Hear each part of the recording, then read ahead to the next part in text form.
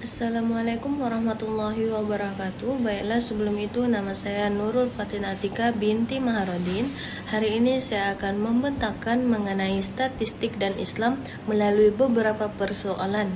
Baiklah, soalan yang pertama adalah mengenai apakah yang dimaksudkan statistik deskriptif dan juga inferensial dalam Islam. Bagaimana kedua-dua statistik ini berfungsi dengan ajaran Islam, kemudian beri contoh Anda. Baiklah, melalui daripada soalan ini, saya akan memberi kedua-dua maksud bagi statistik ini. Yang pertama adalah statistik deskriptif dan juga saya akan memberi sekaligus bersama fungsinya. Statistik deskriptif ini adalah kaidah-kaidah yang digunakan dalam mengumpul maklumat, mengolah data, dan juga menyusun data, yaitu memerihalkan data yang telah dikumpulkan. Fungsinya adalah metode yang menghuraikan fenomena tertentu secara teliti dan juga mendalam berdasarkan format penghuraian yang dirujuk.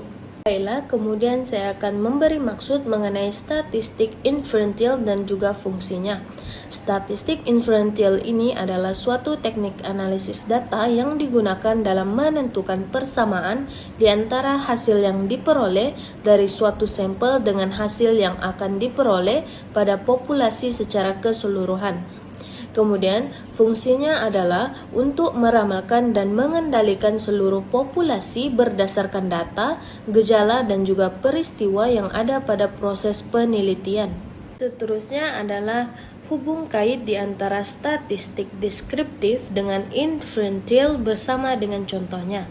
Kedua-dua statistik ini dapat dikaitkan dengan ajaran Islam apabila terdapat di dalam statistik itu sendiri ilmu matematik yang berkaitan dengan pengumpulan data, pengolahan data, analisis data, dan juga penarikan kesimpulan. Seperti dalam surah Al-Kahfi, yaitu dengan maksudnya, dan diletakkanlah kitab catatan amal, lalu engkau akan melihat orang yang berdosa merasa ketakutan terhadap apa yang tertulis di dalamnya, dan mereka berkata, betapa celaka kami, kitab apakah ini? Tidak ada yang tertinggal, yang kecil dan yang besar, melainkan tercatat semuanya. Dan mereka dapati semua apa yang telah mereka kerjakan tertulis, dan Tuhanmu tidak menzalimi seorang pun.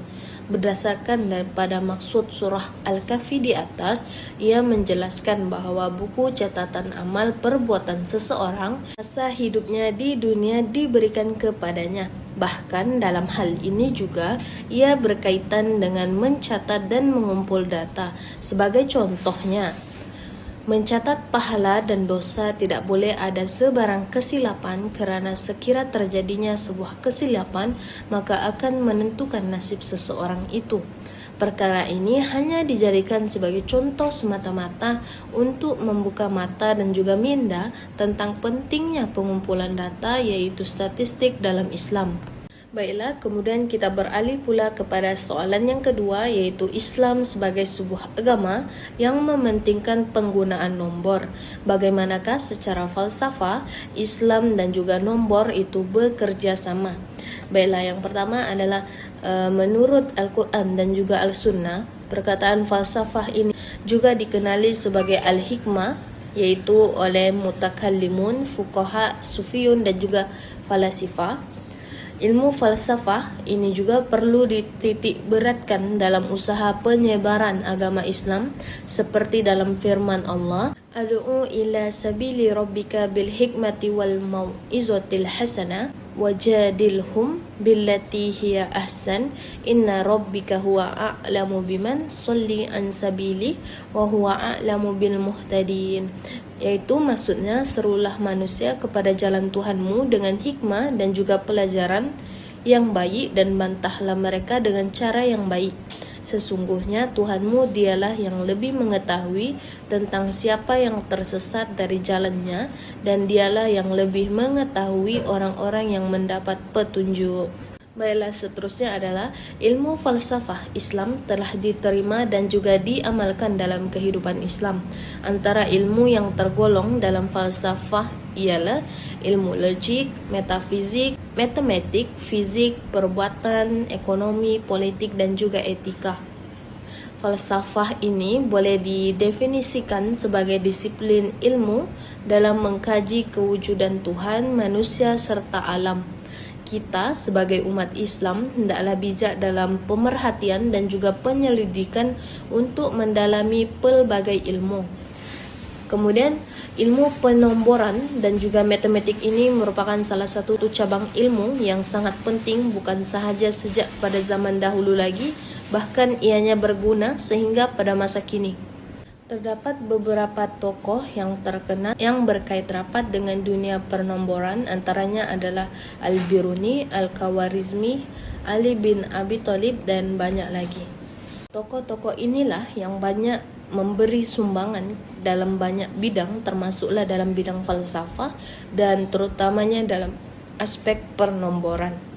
Sebagai contoh, Ali bin Abi Thalib, beliaulah yang memperkenalkan nomor Arab dengan angka 1 sehingga 9 dan kemudian 0. Lalu beliau menambah nomor sifar yang menjadi angka puluhan, ribuan, jutaan dan lain-lain. Oleh itu jelaslah bahwa falsafah Islam dan juga nombor adalah mempunyai perkaitan dalam perkembangan Islam. Melalui daripada ketiga-tiga aspek ini jelas menyatakan bahwa kesemuanya memainkan peranan yang penting dalam kehidupan manusia. Oleh itu, ia jelas menunjukkan bahwa Allah Subhanahu wa taala menciptakan alam ini dan seisinya dengan perancangan yang sempurna dan lebih tersusun. Baiklah, kemudian soalan yang terakhir pula adalah, adakah nas akli dan nakli menyokong penggunaan statistik dalam agama Islam? Dapat kita lihat bahwa ilmu statistik mendapat tempat dan juga menjadi keutamaan dalam agama Islam. Kemudian, Islam berpendapat bahwa statistik bukanlah sekuler, bahkan ia adalah alat untuk mencapai dan menguasai dunia pengetahuan berdasarkan hal-hal yang dirasakan penting dalam kehidupan Islam itu sendiri. Dalam statistik, seseorang yang mengumpul, mengolah, menyajikan serta menganalisis data memerlukan kejujuran dalam diri ketika melakukan hal-hal tersebut. Sumber utama dalam pengumpulan data statistik ini adalah melalui Al-Quran, kerana ia mempunyai setiap rekod dan juga perkara yang berada di langit dan juga di bumi, termasuklah ilmu statistik ini.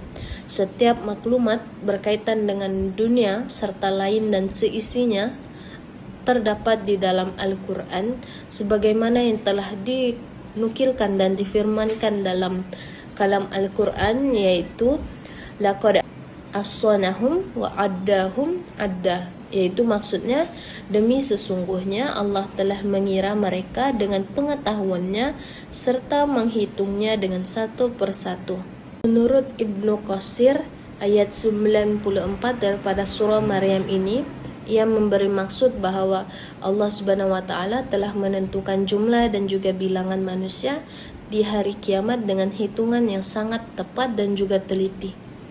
Oleh itu, ketelitian dalam perhitungan dalam sesuatu perkara sangat penting, kerana dengan membuat perhitungan yang teliti ini, ia akan menghasilkan sebuah keputusan yang lebih tepat dan juga berjaya. Justru itu, Islam sangat menyokong penggunaan ilmu statistik dalam Islam bagi melakukan pengumpulan, pengolahan, dan juga analisis dalam Islam itu sendiri. Sekian itu sahaja daripada saya. Sekian dan terima kasih.